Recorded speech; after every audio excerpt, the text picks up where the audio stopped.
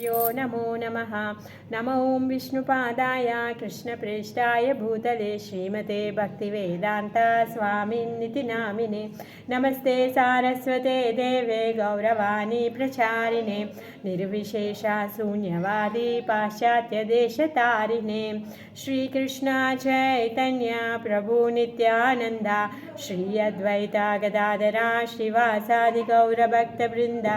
हरे कृष्णा कृष्ण कृष्ण हरे हरे, हरे राम राम राम हरे हरे। मूकं करोति वाचालं पंगुं लंघयते गिरिं यत्कृपातमहं वन्दे श्रीगुरुं दीनतारिणं। శ్రీల ప్రభుపాద్ की जय, श्री गुरुदेव की जय। మనము లాస్ట్ 12 క్లాసెస్ నుంచి 12 మంది మహాజనుల గురించి చెప్పుకుంటున్నాం. మరి ఈ మహాజనులు ఎవరు అంటే భాగవత ధర్మం తెలిసినటువంటి వాళ్ళు, భాగవత ధర్మం తెలిసినటువంటి రియల్ హీరోస్ అన్నమాట. సో అసలు సిసలైన రియల్ హీరో యమధర్మరాజు. అందరు టైం బాగుంటే మేబీ ఇంద్రుణ్ణి కానీ శివుణ్ణి కానీ లేకపోతే బ్రహ్మని కానీ శివుని కానీ చతుష్కుమారులను కానీ ప్రతి ఒక్కరూ కలిసి ఉన్నారో కలవలేదో తెలియదు. కాకపోతే ఈ యమధర్మరాజు ఎలాంటి క్యారెక్టర్ అంటే ప్రతి ఒక్కరు కూడా కంపల్సరీ కలిసేటటువంటి వ్యక్తి అనమాట. ఎందుకంటే మనము ఈ మానవ శరీరానికి వచ్చేదానికంటే ముందు ఇప్పటి వరకు ఎన్నో యోనుల్లో తిరిగేసి వచ్చామంటే ప్రతి జీవి చనిపోయినప్పుడు మన యొక్క చిట్టా పట్టాలన్నింటినీ లెక్క చెప్పుకోవడానికి యమధర్మరాజు దగ్గరికి వెళ్ళి వచ్చే ఉంటాం.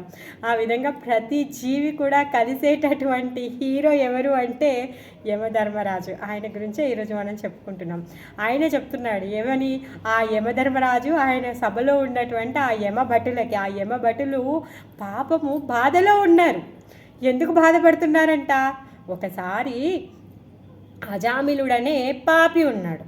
ఆ పాపి చనిపోయాడనమాట. చనిపోతే అజామిలుణ్ణి నరకానికి తీసుకొని రావాలి, యమధర్మరాజు ముందు తనని ప్రవేశపెట్టాలి. మరి వాళ్ళు తీరా వెళ్తారు ఈ యమభటులు. వెళ్ళేసరికి అక్కడికి నారాయణ భటులు వస్తారు, నారాయణ దూతలు వస్తారు. వచ్చి ఎవరైతే ఈ క్యాండిడేట్ ఉన్నాడో ఈ క్యాండిడేటు మా క్యాండిడేటు అనేసి చెప్తారనమాట. అలా కాదు, ఈయన చేయనటువంటి తప్పులు అన్నీ కాదు, ఎన్ని తప్పులు చేశాడంటే ఎన్ని తప్పులైతే ఉన్నాయో అన్ని తప్పులు తను చేశాడు. చిత్రగుప్తుడు రాసినటువంటి చిట్టా మొత్తం కూడా నిండిపోయింది. సో ఆయనని ఇప్పుడు మేము తీసుకోవడానికి వచ్చాము, మీరెవరు అడ్డుపడుతున్నారు అని చెప్పేసి యమభటులు అడుగుతారనమాట. అప్పుడు అంటారు కాదు, అతను నారాయణుడి యొక్క నామాన్ని చెప్పారు కాబట్టి స్వామి అయినటువంటి నారాయణుడి యొక్క దూతలము మేము ఇతరుని తీసుకెళ్ళి మేము నారాయణుడి దగ్గర ప్రవేశపెట్టాలి అనేసి చెప్తారనమాట. దాంతో యమభటులు ముఖము తెలిసిపోతారనమాట. ఎందుకు ఆ యమభటులు ఏమంటున్నారంటే యమధర్మరాజు దగ్గరకు వచ్చి, అదేంటి మీరే స్వామి అవునా కదా, ఒక్క స్వామి కాకుండా ఇంతమంది స్వామిలు ఉండడం ఏంటి, ఒకరు చెప్పిన న్యాయానికి ఇంకొకరు క్షమాపణ ఇవ్వడం ఏంటి, మీరే సర్వస్వం అనుకొని మీరే స్వామి అనుకొని మీ దగ్గర పనిచేస్తూ మీరు చెప్పిన న్యాయాన్నే మేము న్యాయం అనుకుంటూ మీరు చెప్పిన ధర్మాన్నే ధర్మం అనుకుంటూ మేము పనిచేస్తున్నాము. మరి అలాంటిది ఇప్పుడు మీ యొక్క ధర్మము కూడా మీ యొక్క నియమాలు కూడా మీ యొక్క న్యాయము కూడా ఇప్పుడు పని చేయట్లేదు, ఇంకొక స్వామి ఉన్నాడంట. మరి అలాంటప్పుడు మీ దగ్గర పనిచేసి లాభం ఏముంది అన్నట్టుగా ఈ యమదూతలందరికీ కూడా డౌట్ వస్తుందన్నమాట. నిరాశ చెందుతారు. ఎందుకంటే ఆ యమదూతలు ఏమనుకుంటున్నారంటే స్వామి నిజమైన స్వామి ఆ యముడే అనేసి అనుకుంటున్నారనమాట. ఆ నిరాశ చెందినటువంటి భటులతో యమధర్మరాజు మాట్లాడుతున్నాడనమాట. స్వయంభూర్నారద శంభో కుమారో కపిలో మనుహో ప్రహ్లాదో జనకో భీష్మో బలిర్వయ్యాసకీ వయం ద్వాదశైతే విజానీమో ధర్మం భాగవతం భటా గుహ్యం విశుద్ధం దుర్బోధం యం జ్ఞాత్వామృతమస్నతే. ఏంటంట, బ్రహ్మ నారద శివ కుమారగణము దేహూతి తన్నుడైనటువంటి కపిలుడు స్వయంభూ మనువు భక్త ప్రహ్లాద జనక మహారాజు భీష్మ పితామహ బలి చక్రవర్తి సుఖదేవ గోస్వామి నేను నిజ ధర్మముని తెలిసియున్నాము. ఓ భటులారా, భాగవత ధర్మముగా పిలువబడు ఆ దివ్య ధర్మము భగవత్ శరణాగతి, భగవత్ సేవ, త్రిగుణములచే అంటబడినవి. అంటే ఈ భగవత్ సేవ, భగవంతుడి యొక్క చరణాలకి శరణాగతి పొందేటివి ఈ 3 గుణాలకి లొంగేటటువంటివి కావు. ఈ 3 గుణాలకి అతీతమైనటువంటివి. పరమ రహస్యము, అది సామాన్యులకు దూరవగ్రాహ్యము. సో ఎవరైతే సామాన్యులు ఉన్నారో దాన్ని అర్థం చేసుకోలేరు. కానీ భాగ్యవశాత్తు ఎవడేని దానిని అవగతం చేసుకొనినచో శీఘ్రమే ముక్తుడై భగవద్ధామముని చేరును. సో ఎవరైతే దానిని అర్థం చేసుకుంటారో వాళ్ళు ఏమవుతారంట, వాళ్ళు శీఘ్రంగా భగవద్ధామానికి వెళ్తారంట. ప్రభుపాదుల వారు ఏం చెప్తున్నారంటే, ఈ ప్రామాణికులైన వాళ్ళు నడిచినటువంటి దారిలో నడవడం వల్ల వాళ్ళు పొందినటువంటి లాభాన్ని మనం కూడా పొందుతాము అనేసి చెప్తున్నారనమాట. మరి భక్తి యోగం దేంతో మొదలవుతుందంట, భగవన్నామ కీర్తనతో మొదలవుతుందన్నమాట. తర్వాత ఇంకా ఈ యమధర్మరాజు ఏం చెప్తున్నాడంటే, భగవంతుడి యొక్క నామానికి ఉన్నటువంటి గొప్ప శక్తిని చెప్తున్నాడు. వీళ్ళు ఆల్రెడీ చూశారు. ఈ అజామిలుడు ఏం చేశాడు, తన అష్టమ సంతానమైనటువంటి ఆ పిల్లోడి పేరు నారాయణ అవుతే ఆయన నారాయణ అని చెప్పినందుకు, కొడుకుని పిలిచినందుకు గాను యమదూతలు కాకుండా విష్ణుదూతలు వచ్చి తీసుకొని వెళ్ళిపోయారు తనని. ఆ విధంగా ఈ భగవంతుడి యొక్క నామము పరమ ఉన్నతమైనటువంటిది, అది పరమ పవిత్రం చేయగలిగేటటువంటి శక్తి కలిగినటువంటిది అనేసి యమధర్మరాజు ఆయన భటులకి చెప్తున్నారనమాట. యమధర్మరాజు ఏమంటున్నాడంటే, మీ అందరికీ చాలా చాలా ధన్యవాదాలు. ఎందుకంటే నన్నే మీరు స్వామిగా అనుకొని మీరు అంత చక్కగా మీరు సేవ చేస్తూ ఉన్నారు. అందుకనే ఏమంటున్నాడు అంటే, ఇప్పుడు నేను స్వామిని కాదు, ఎవరైతే ఈ ఇంద్ర, చంద్ర, సూర్య, వరుణ, తర్వాత బ్రహ్మ వీళ్ళందరూ ఉన్నారో ఈ గొప్ప గొప్ప శక్తివంతులు, వీళ్ళందరికంటే కూడా ఇంకా గొప్ప స్వామి ఉన్నాడు అనేసి చెప్తున్నారనమాట. అతనే దేవాది దేవుడు అనేసి అంటున్నాడు. మరి అతనే దేవాది దేవుడు, ఆయన యొక్క చిన్న అంశావతారాలు ఉంటాయి. ఆయన ద్వారా వచ్చినటువంటి ఏదైతే ఈ అవతారాలు, ఈ గుణావతారాలు ఏవైతే ఉన్నాయో, బ్రహ్మ, విష్ణు, మహేశ్వరులు వాళ్ళే ఈ మొత్తం విశ్వాన్ని అంతా సృష్టించి పాలించి లయింపచేస్తూ ఉంటారు.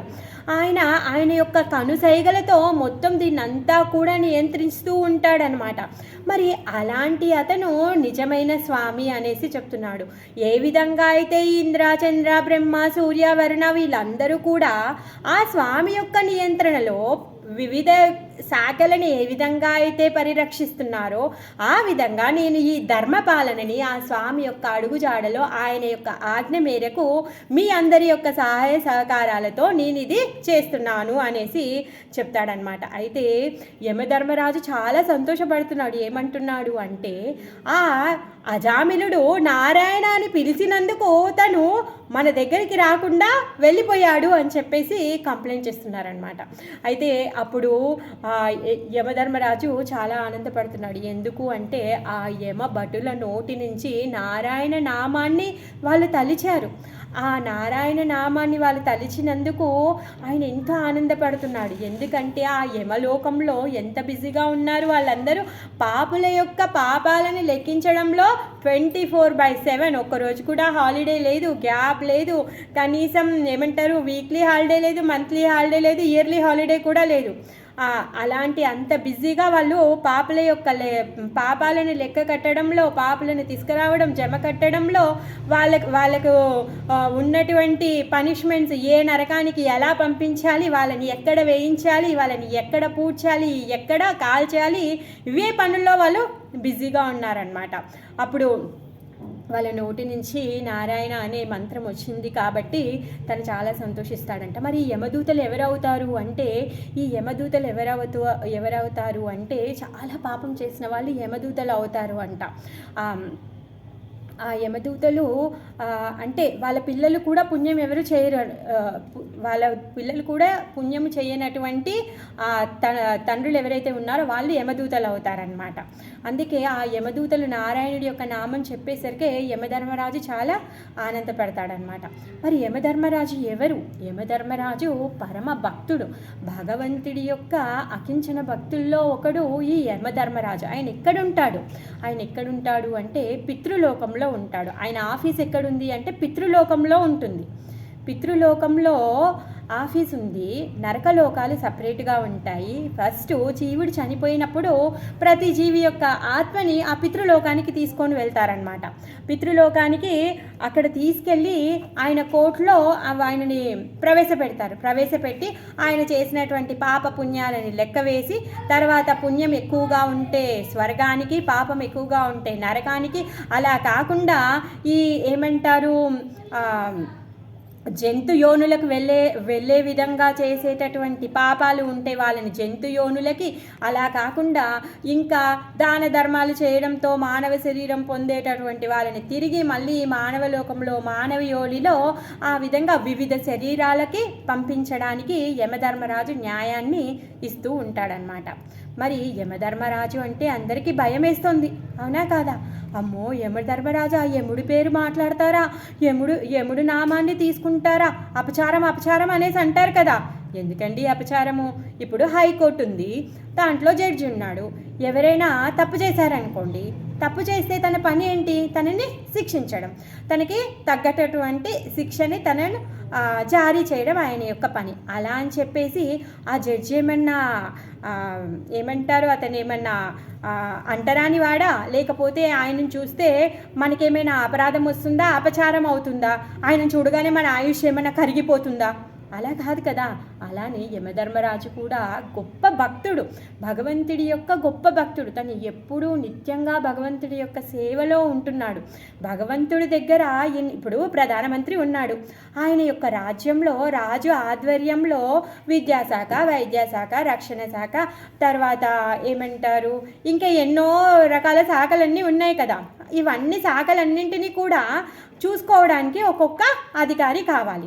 ఆ విధంగా మరి పుణ్యమైన వాళ్ళకి కోరికలు తీర్చడం కోసం గాను సూర్య, చంద్ర, ఇంద్ర, తర్వాత వరుణ వీళ్ళందరూ కూడా ఉన్నారు. వాళ్ళకి తగ్గట్టుగా వర్షాన్ని ఇస్తారు, వాళ్ళకి తగ్గట్టుగా పంటలను పండిస్తారు, వాళ్ళకి తగ్గట్టుగా ఆస్తులని, ఐశ్వర్యాలు అన్నింటినీ ఇస్తారు. మరి జీవులు చేసినటువంటి పాప కార్యాలను లెక్కించి వాళ్ళకి తగ్గ పనిష్మెంట్ ఇచ్చే సేవ కూడా ఉంది. మరి ఆ సేవను తీసుకునే వాళ్ళు ఎవరు? అందరూ ప్రతి ఒక్కరూ ఇలాంటి పుణ్యకార్యాలకి, తర్వాత ఇలాంటి కార్యాలన్నింటినీ కూడా వాళ్ళందరూ కూడా వచ్చి తీసేసుకున్నారంట. చివరాఖరికి మరి ఈ సేవను తీసుకోవడానికి యమధర్మరాజు సిద్ధపడ్డాడనమాట. ఎందుకు అంటే ఆయన పేరు ధర్మరాజు. ఈ ధర్మాన్ని ఎప్పుడూ నిరంతరంగా పాటించేటటువంటి వాడు ధర్మరాజు. కాబట్టి ధర్మపరమైనటువంటి కార్యాన్ని చేయడం కోసం గాను ఆయన ఈ సేవను తను చేపట్టారనమాట. మరి యమధర్మరాజు ఎవరి పుత్రుడు? సాక్షాత్ సూర్య భగవానుడి యొక్క పుత్రుడు, వైవస్వుడి యొక్క పుత్రుడు. ఈ సూర్యుడు ఇంకా సంజ్ఞ యొక్క పుత్రుడు అనమాట. మరి ఈ సంజ్ఞకి సూర్యుడికి 2 కమల పిల్లలు పుడతారు. ఎవరు? యమ ఇంకా యమి. యమ ఎవరు? యమధర్మరాజు. యమి యమునమ్మ. ఎలా ఇప్పుడు మనం బృందావనంలో చూసేటటువంటి యమునా నది ఏదైతే ఉందో అది నది రూపంలో ఉన్నటువంటి యమునమ్మ. మరి ఈ అన్నా చెల్లెళ్ళ అనుబంధం ఎంత మధురమైంది అంటే చాలా ఇష్టం అనమాట. అసలు వాళ్ళిద్దరికీ ఒకరంటే ఒకరు చాలా ఇష్టం అనమాట. ఎంత ఇష్టము అంటే యమధర్మరాజు నల్లగా ఉంటాడనమాట. అందుకే యమున నువ్వెవరిని పెళ్లి చేసుకుంటావంటే నేను నల్లగా ఉన్నవాడినే పెళ్లి చేసుకుంటాను అనేసి అంటుందన్నమాట. అందుకని చెప్పేసి నల్లని అయిన కృష్ణుని పెళ్లి చేసుకోవడానికి తను ఎన్నో యుగాలుగా తపస్సు చేసి కృష్ణుని పెళ్లి చేసుకుంటుంది తను. ఆ విధంగా అన్న యొక్క ఆశీర్వాదం కూడా ఉంటుందన్నమాట. తన చెల్లెలి యొక్క స్వభావము ఎంత గొప్ప స్వభావం అంటే ఒకరోజు ఏమవుతుంది అంటే ఈ యమున యొక్క తీర ప్రాంతంలో ఒక పాపి ఉంటాడనమాట. ఆ పాపిని తీసుకొని వెళ్ళడం కోసం గాను తను కిందికి వచ్చాడు, యమధర్మరాజు వచ్చాడు. మేబీ ఆ రోజు భటులందరూ బిజీగా ఉన్నారో మరి లేకపోతే ఈ సైడ్కి వస్తే ఆ వంకతో చెల్ల దగ్గరికి వెళ్ళొచ్చు అని స్వయంగా తనే వచ్చుంటాడు బహుశా. ఆ విధంగా వచ్చి తను సరే ఇంకా చెల్లిని చూసి చాలా రోజులైంది, చెల్లితో కలిసి వెళ్ళాలి అని చెప్పేసి మథురాలోకి వచ్చేస్తారు, బృందావనంలోకి వచ్చేస్తారనమాట. చెల్లి అన్న రాకని చూసి చాలా సంతోషపడుతుంది, అన్నకి స్వాగతం చెప్తుంది, అన్నకి సపర్యాలు చేస్తుంది, కూర్చోపెడుతుంది. అంటుంది, అన్న నువ్వు చాలా రోజుల తర్వాత వచ్చావు, అన్న నువ్వేం తింటావు చెప్పు, నీకు నచ్చింది నేను వండి పెడతాను అనేసి యమునమ్మ అంటుంది అనమాట. అప్పుడు యమధర్మరాజు అంటాడు, సరేలే ఇప్పుడు నువ్వేమీ నా కోసం స్పెషల్గా చేసేది ఏం లేదు, నా కోరిక కోరిక ఒకటి ఉంది, దాన్ని తీర్చేవా ప్లీజ్ అనేసి అంటాడనమాట. నేను నా సేవలో ఎంత బిజీగా ఉన్నానంటే ఎన్నో రోజుల నుంచి ప్రసాదమే స్వీకరించలేదు నేను. నాకు కృష్ణ ప్రసాదాన్ని ప్రసాదించవా ప్లీజ్ ప్లీజ్, నాకు కృష్ణ ప్రసాదాన్ని ఇవ్వు అనేసి అడుగుతాడనమాట. ఇంకా మరి తన భర్త యొక్క ప్రసాదాన్ని అడుగుతున్నాడు అన్న అని చెప్పేసి కృష్ణుడి యొక్క ప్రసాదాన్ని తీసుకొచ్చి అన్నకి సర్వ్ చేస్తుంది. ఎప్పుడైతే కృష్ణ ప్రసాదాన్ని తింటాడో యమధర్మరాజు యొక్క ఆనందానికి హద్దులే లేవనమాట. ఆయన పులకరించిపోతూ ఉన్నాడు. ఎందుకు ప్రతి క్షణము కూడా కృష్ణుడితో ఆయన విరహంతో ఉంటున్నాడు. ఆయన ఎంత గొప్ప భక్తుడు, కృష్ణుడి యొక్క సేవ చేస్తూ కృష్ణుడిని తలుచుకుంటూ తను ఆ సేవలో నిమగ్నమై ఉన్నాడు. కానీ కృష్ణుడినే తలుచుకుంటూ ఉన్నాడు, కృష్ణుడితో విరహంతో ఉన్నాడు. అయ్యో కృష్ణుడి దర్శనం కాలేదే, మరి నేను కొంచెం సేపన్నా భగవంతుడి నామాన్ని కీర్తన చేసుకోలేదే, నేను కొంచెం సేపన్నా భక్తుల సాంగత్యంలో నేను వెళ్ళి శ్రవణం చేయలేదే అని తను ఎప్పుడు బాధపడుతూ ఉంటాడనమాట. ఆ విధంగా ఇప్పుడు కృష్ణ ప్రసాదం దొరికేసరికి చాలా సంతోషపడుతున్నాడు అనమాట. ఆయన సంతోషానికి హద్దులే లేవు. సో అప్పుడు చాలా సంతోషపడి చెల్లెని అంటానన్నమాట, చూడు చెల్లి, నీకేనా వరం అడుగు, నేను నీకు వరాన్ని ప్రసాదిస్తాను అనేసి అంటాడనమాట. ఇప్పుడు సాక్షాత్ దేవాది దేవుడైన కృష్ణుడి భార్య పట్టపు రాణి, ఆమె పొందాల్సినటువంటి వరాలు ఏమైనా ఉంటాయా?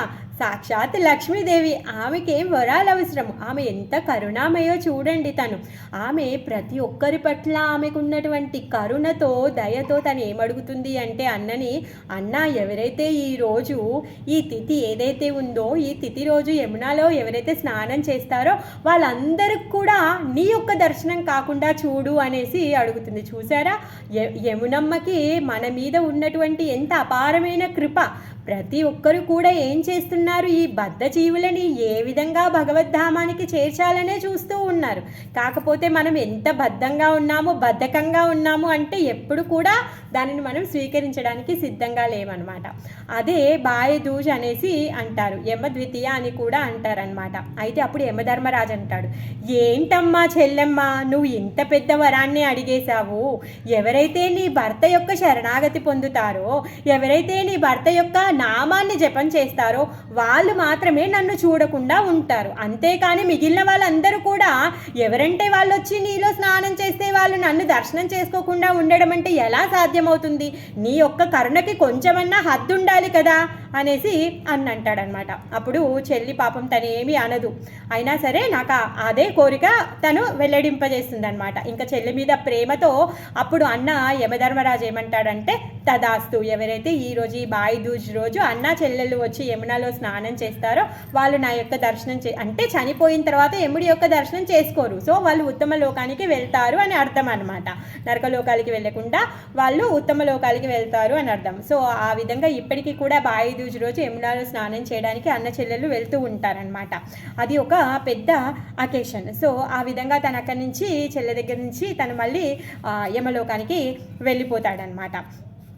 తన లోపల ఈ కోరిక ఉంది, భక్తుల సాంగత్యానికి వెళ్ళి భగవంతుడి యొక్క కథాశ్రవణం చేయాలి, భగవంతుడి యొక్క నామ ప్రచారం చేయాలి, భగవంతుడి యొక్క నామ జపం చేయాలి అని కోరిక ఉంది. కానీ తన పని ఏంటి? అసలు లీవ్ లేనటువంటి పని. తను ఎప్పుడు కూడా అకేషన్కి యాత్రకు వెళ్ళడమో, లేకపోతే హాలిడే పెట్టడమో, లేకపోతే సిక్ లీవ్ తీసుకోవడమో తనకు అసలు ఇది లేనే లేదు. అయితే మరి భగవంతుడు అందరి హృదయంలో ఉన్నాడు కదా, అలాంటి భక్తుడు ఆయన లోపల ఉన్నటువంటి కోరికను తీర్చాలి అంటే భగవంతుడు ఏదో ఒకటి చేసేస్తాడు, అవునా కాదా? అయితే ఒకసారి ఏమైంది అంటే, ఒక రాజు ఉన్నారు. ఆ రాజు రాజ్యంలో దొంగలు పడతారనమాట. ఆ రాజు రాజ్యంలో దొంగలు పడి ఆ దొంగలు ఏం చేస్తారంటే ఆ దొంగ సొమ్మునంతా తీసుకొని వెళ్ళి మండూక ఋషి ఆశ్రమంలో దాపెట్టి అక్కడే దాక్కుంటారనమాట. మరి రాజు రాజ్యంలో దొంగలు పడ్డప్పుడు వెతుకుతూ వెళ్తే ఈ దొంగ సామాను తర్వాత ఆ ఋషి యొక్క ఆశ్రమంలో దొరుకుతుంది. దొరకడంతో ఆ బట్టలు ఏం చేస్తారంటే ఈ మండూక మునియే దొంగ అని చెప్పేసి మండూక మునిని తీసుకొని వెళ్తారనమాట. తీసుకెళ్ళిన తర్వాత ఎప్పుడైతే మండూక మునికి శిక్ష వేయడానికి సిద్ధమయ్యాడో రాజు, అప్పుడు వేరే వాళ్ళు వచ్చి చెప్తారనమాట, కాదు కాదు, ఇది ఈ పని చేసింది మండూక ముని కాదు, ఈయన ధర్మాత్ముడు, ఇక్కడ వేరే దొంగలు తీసుకెళ్ళి అక్కడ పెట్టారు అనేసి చెప్తే అప్పుడు రాజు మండూక మునిని క్షమించమని చెప్పేసి అడిగి తనని వదిలేస్తాడనమాట. అప్పుడు మండూక ముని ఆలోచిస్తున్నాడు, అదేంటి ఆయన ముని, ఆయన భగవద్జ్ఞానం తెలిసినటువంటి వాడు, ఆయనకు తెలిసినప్పటి నుంచి ఇప్పటి వరకు ఏమి పాపపుణ్యాలు చేసిందే లేదు తను, మరి ఇలా ఎందుకు నేను పనిష్మెంట్ అనుభవించాను అని చెప్పేసి తను ఆలోచిస్తూ ఉంటాడు. యమధర్మరాజు దగ్గరికి వెళ్తాడనమాట.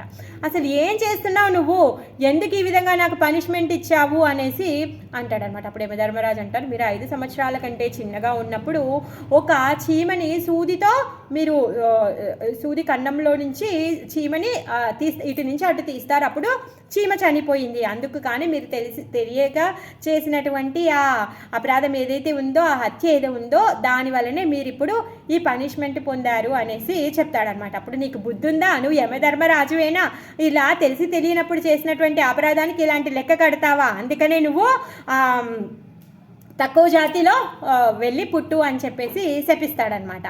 ఆ విధంగా వ్యాసదేవుల వారి యొక్క సహాయంతో దాసి పుత్రుడిగా విదురుడిగా తను మహాభారతంలో మనము విదురుడిని చూస్తాము. ఆ విధంగా విదురుడిగా యమధర్మరాజు వస్తాడనమాట. మరి యమధర్మరాజు అక్కడ సేవలో చాలా బిజీగా ఉన్నారు కదా, యమధర్మరాజు ఇక్కడికి వచ్చాడు అనుకోండి, మరి అక్కడ సేవను ఎవరు చూసుకుంటారు?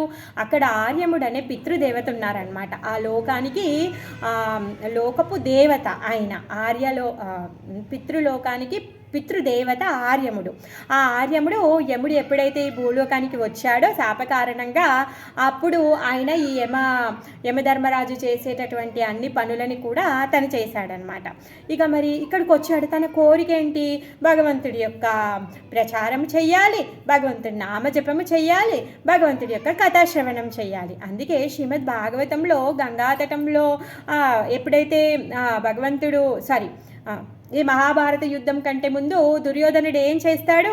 బాబాయిని తిట్టడంతో బాబాయ్ ఏం చేస్తాడు? నీ ఆస్తి వద్దు, నీ తిండి వద్దు, ఏది వద్దు అని చెప్పేసి ఉన్న పలంగా అక్కడి నుంచి వదిలేసి తన గంగా తటానికి అక్కడికి వెళ్ళిపోతాడు. సో తర్వాత అలా తీర్థయాటన చేస్తూ చేస్తూ చేస్తూ కాలం గడిచిన తర్వాత ఒకసారి ఉద్ధవుడిని కలుస్తాడు. ఉద్ధవుడిని ఎప్పుడు కలుస్తాడంటే శ్రీకృష్ణుడు అంతర్ధానం అయిపోయిన తర్వాత ఉద్ధవుడిని కలుస్తాడు.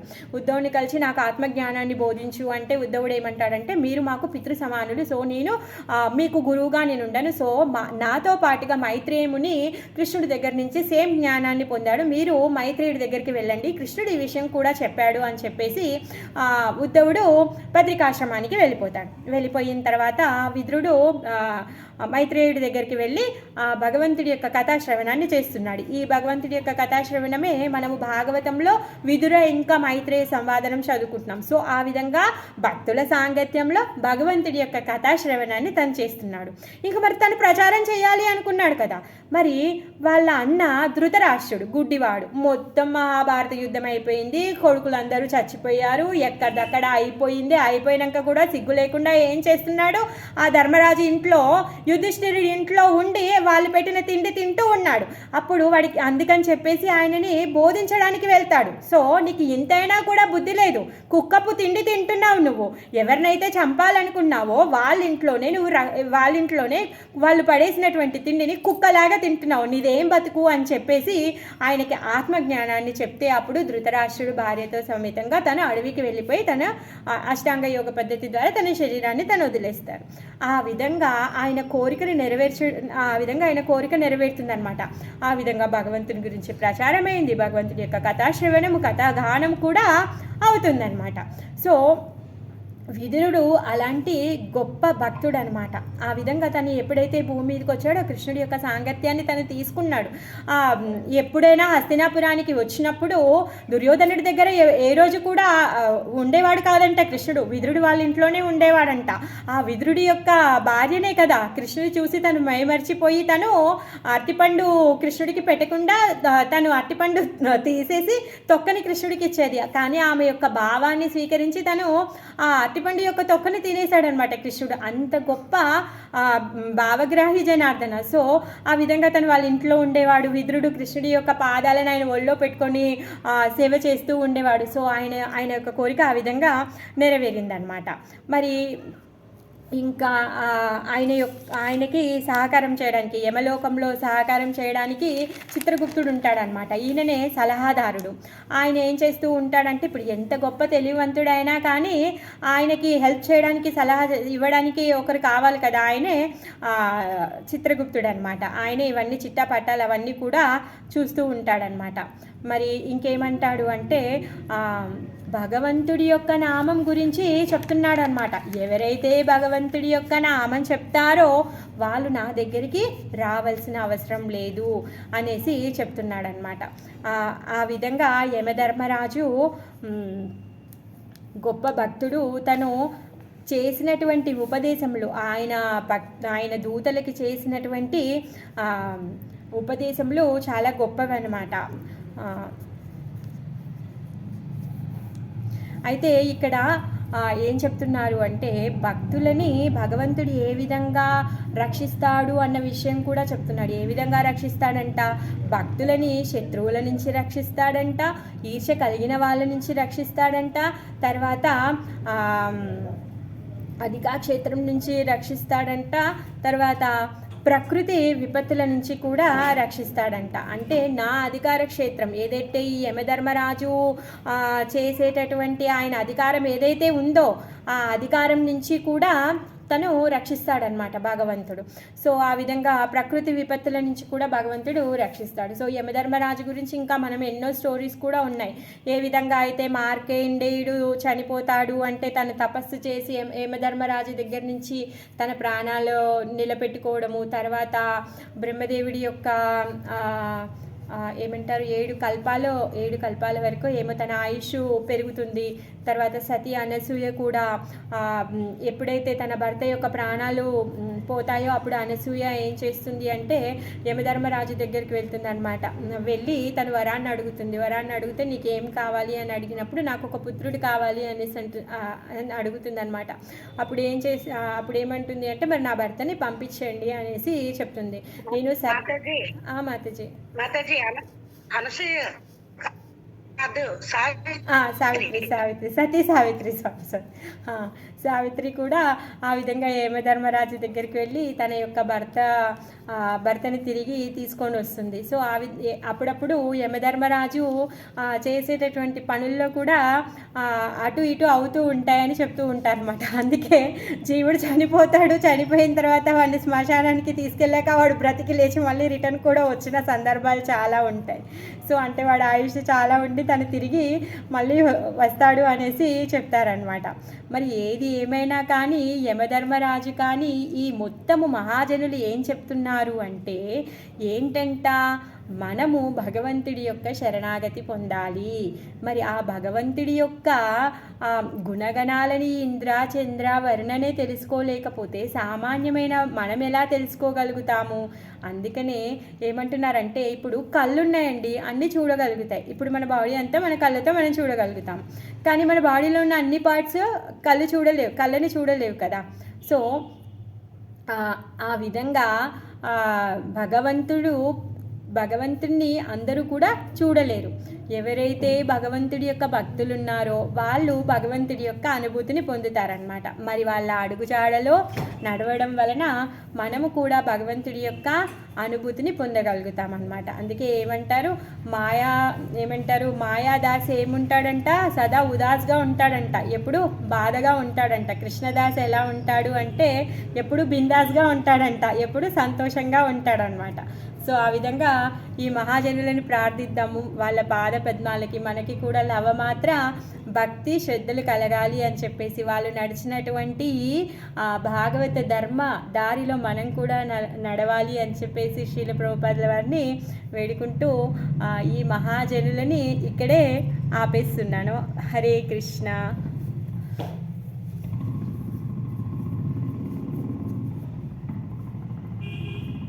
ఇంకోటి నచికేతుడికి కూడా చాలా ఉపదేశం చేశారు యమధర్మరాజు అంటారు కదా. ఎవరికి మాతజీ? నచికేతుడికి యమధర్మరాజుకి ఓన్లీ పనిష్మెంట్ ఇవ్వడమే కాదు, యమధర్మరాజు గొప్ప గురువు కూడా. ఎందుకంటే నచికేతుడికి జ్ఞానము, ధర్మము, ఆత్మజ్ఞానము అన్నీ నేర్పిస్తాడంట. నచికేతుడికి అన్నీ నేర్పిస్తాడంట. అందుకే యమధర్మరాజు ఓన్లీ పనిష్మెంట్ ఇవ్వడమే కాదు, ఆయన మంచి గురువు కూడా అనేసి చెప్తారనమాట. ఆయన పనిష్మెంట్ కాదు మాతాజీ, ఆయన ధర్మం నెరవేరుస్తాడు. అంటే ఇంకా మనమందరం అలానే అనుకుంటాం కదా, ఓన్లీ పనిష్ చేస్తాడు అని చెప్పేసి. యమధర్మరాజు పేరు చెప్పగానే భయపడిపోతారు జనాలు.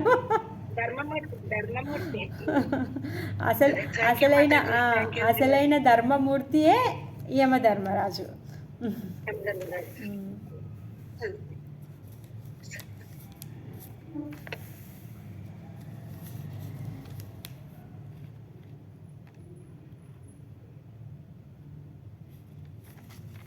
ఓకే, హరే కృష్ణ. అందరికీ ధన్యవాదాలు. మనము సోమవారం నుంచి చైతన్య మహాప్రభు యొక్క ఆవిర్భావం గురించి చెప్పుకుందాం. చైతన్య మహాప్రభు ఎవరు, తను ఈ కలియుగంలో ఎలా అవతరించారు, తన యొక్క భావం ఏంటి, తను మనకి హరే కృష్ణ మహామంత్రాన్ని ఇచ్చి మనల్ని ఉద్ధరించడానికి వచ్చారు, అవన్నీ విషయాలు కూడా చెప్పుకుందాం. హరే కృష్ణ. రేపు ఒకవేళ వీలుంటే ఒక మాతాజీ రిక్వెస్ట్ చేశారు, ఏకాదశి కదా ఒక క్లాస్ పెట్టండి అనేసి. రేపు సాయంత్రము సేమ్ 6 to 7 పెట్టుకుందాము ఒక క్లాస్.